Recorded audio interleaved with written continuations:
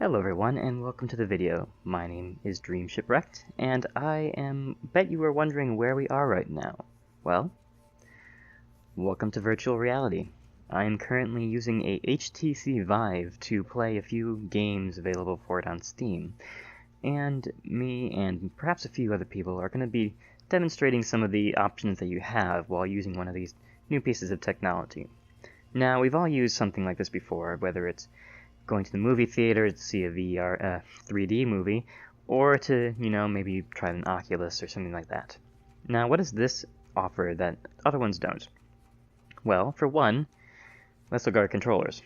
One-to-one matching, lots of buttons, very good. We have a little clicker here, which is going to be used for shooting or selecting, whatever.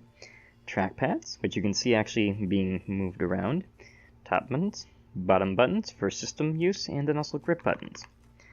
This is in addition to, of course, the headset, which you can see tracks my head perfectly as I move around, as well as tracking the controllers as they jerk around, and you can see how accurate this movement is. I can flip them, I can turn them, I can do whatever I want, and they're perfect.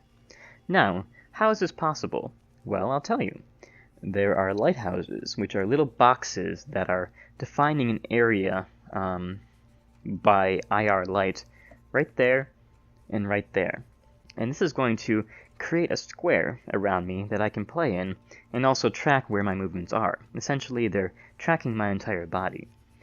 Now, what does this mean? That means I can move inside of the square. As I'm moving inside this game, I'm physically moving inside of the real world. I can, as long as I'm within the square defined around here, I can move as much as I want. This is different from a lot of the other VR headsets, where it'll track your head, it'll track your hands, but if you can't actually move because it'll lose track of you. So this is very exciting. So I can, I can duck, I can sort of go behind the sign, I can go into the wall, I can do whatever I want. So very cool. We're gonna just show some basics of this in this video. It's just an intro to show off the capabilities of the equipment. So let's get started. And here we are. Welcome to the lab. Here's a little robot buddy. Hi, buddy. I'm gonna scratch his belly. Aw, you're so cute, aren't you? So here we have a whole bunch of little games we can play. These little bulbs here represent each of the little mini games, as well as somewhere we can walk around. Now, we're going to do a few short demonstrations to show you how the technology works. First of all, teleportation. Now, for people who aren't used to doing VR stuff, including myself in some of the more drastic games, locomotion is a tough thing. So I can move within the real world a little bit, but how do I move over there if I want to pick something up? Well, by teleportation. You draw a mark, and you jump to wherever you want to go. Say hi to Rodon. Rawr. This is used in most VR games because it's a lot better than physically scrolling you around in terms of motion sickness. Because if you jump, you might get a surprise when you run into a wall suddenly, but you won't get sick from the game moving and you physically not. Bear in mind that your brain thinks this is real. I mean, real enough, but I've seen some people do some crazy things while wearing this headset because, they thought it was real. For example, I had a friend who was playing the shooting game, horseshoes, hand grenades, and let's see, H3G, I don't remember. And she kept going under the tables to pick things up. This is a VR game. You can go through the tables. You don't need to bend under it. It's something your brain gets used to. So if your brain thinks this is real, and you're physically zooming forward, you're going to feel sick. So we avoid that through teleportation. Some games handle it better than others, but that's how life works. Now, how does things like grabbing things work? Well, let's take this bow and arrow here. I'm going to grab it, and then now it's basically tied to my hand. I have an arrow in this hand, and if I want to put it back, it just stays where it is. So I can take it, I can draw it back, and I can fire. Easy peasy. This is actually that game. These represent most of the games where it's an archery competition. So if I take this and shoot it, Let's see if I can hit that target. Nope, I overshot it. But that's how that works, as well as a few other things. I'm gonna reach over and grab this stick. Where's that dog? Here, boy. Whoosh. Oh, I went the wrong direction. Must have bounced off of something. So that's how that works. New best friend has just been discovered in Pocket Universe Lab 8. Congratulations, test traveler. Good boy. Good boy. So that's how all that works. The way that the different games handle it are a little bit different depending. Some just have you not move at all, some will do teleportation, and a few, like hover junkers, will do the actual physical movement on a platform. I've been using this thing pretty much constantly, and that still makes me feel a little bit queasy, so I'm not sure how that's going to handle in the future, but we will see. I see a balloon. Pop. Beautiful. So, we're gonna do just one demonstration today, to show you the, movement a little bit, and that's gonna be the archery game. Which I'm gonna go over here, pick up, and show my face. Pop! And here we have our archery game. You will notice I'm cutting up load screens. They don't really track well on the capture, and I don't want you guys to be sitting around bored. So we're gonna get close and grab onto our little person here. The horde is trying to destroy your tower. Okay, we can blow them up instead. This is basically a basic tower defense game where they're going to try to attack my gate, and I got to shoot them down with this bow and arrow. So I'm going to grab that. You can actually do this left or right-handed. I personally prefer to do it with my left hand because it actually feels weird shooting, because this is how I do it in real life. So I'm gonna, I can aim this fairly well. Well, at least I could in theory, if I was any good. But, you know what I have around me? I have this area where I can light arrows on fire. But this is pretty standard. How is this different from, a normal headset? Well, let's say there's someone down there below me. I can actually walk over and shoot downwards. Or, move around or whatever I want. So, it's different from what you just be a static thing.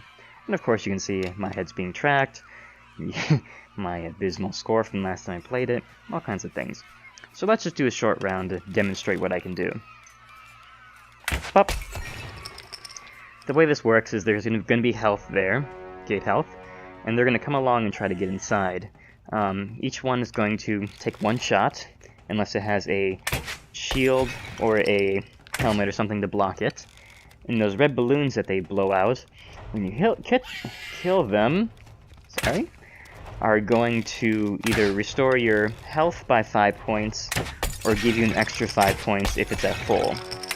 You also, as you can see right now, each of those gave me an extra 5 points for not being used in between waves. So now that we have a helmet guy, we need to either take off his helmet, or shoot him where he doesn't have one. Ooh. Now, it is kind of funny, this is actually more strenuous than you might think. You are holding your arms out, pulling back, doing a repetitive motion, which is not like you're doing it with a weighted sample, or weighted, controllers, but it is, kind of hard. Especially when you're doing it for 2 hours straight, or something like that. Boop, boop, boop. Shield guy. You can take him off in his head, or get a nice hot arrow. It's kind of hard to aim because you can't see through the flames. To light a shield on fire. You can apply the fire arrows to anyone. They just will not drop the red balloons. They make white balloons instead. You can see your score up there. I think that each of them is a similar number of points. There's no special trick to killing them. It's more just how many can you do, because once the wave is over you can start over and over. It gets harder and harder. It's your basic go until you can't go anymore. Now if I have someone there, just grab that TNT. Actually, let's do this. Boiling oil. Right on his head. Unfortunately, as he moves around, you can blow other things up too. You can see the gray balloons that came up from him not being shot with a regular arrow. they do not give points.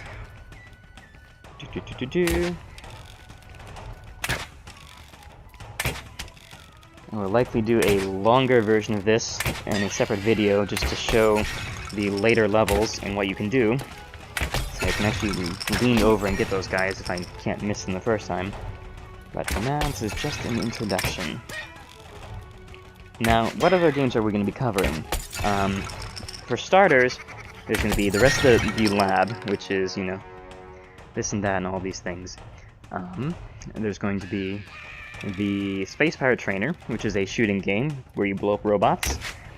A few small similar things to this, where it's basically a guy with an arrow or a sword or something along those lines. There's also Fantastic Contraption, which is going to be a, God.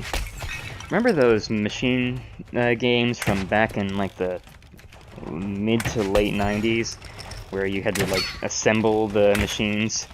And something machines, I don't remember. That's basically the same idea.